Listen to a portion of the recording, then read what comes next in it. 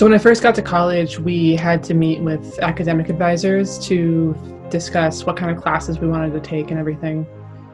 So I have my meeting and we're nearing the end, and the lady says, "You know, I've had people like you before." I was like, cool, we've known each other 5 minutes, but sure. She says, "You know, athletes."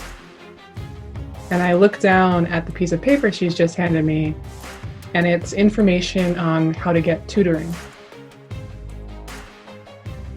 Now listen, there's nothing wrong with getting tutoring. And to be fair, she probably handed out paper to everybody she met with. But it was the framing of it, right? This assumption about who I was based on this one thing about me. But that happens all the time. You know, there's always somebody who wants to try to tell you who you are, to tell you what people like you do. That people like you don't go to college, or people like you should only go to the Ivies. People like you don't make it in the pros. And it's not just in how people talk to us, it's in everything that we consume every day. You know, these stereotypes and these stories that we're being fed over and over again. It's every time that we see, once again, the old white guy who's the CEO, or the young black man in a gang, or the woman who needs to be rescued. And as we're fed these stories, it can create, you know, doubt and anxiety inside of us as we're trying to reconcile who we are with all of these things that we're supposed to be.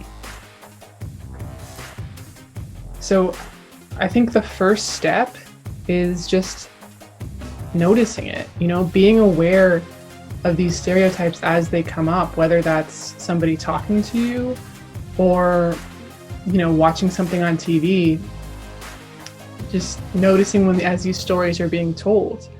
And when they're being told about people like you, just take a moment and try to figure out, does that actually feel right? Does that feel authentic to who I am? And if not, you don't have to be that. You don't have to fit in that story. Because here's the secret. The stories are all made up anyway. The truth is, there are no people like you. There's just you. And you are the only one who gets to decide what that means.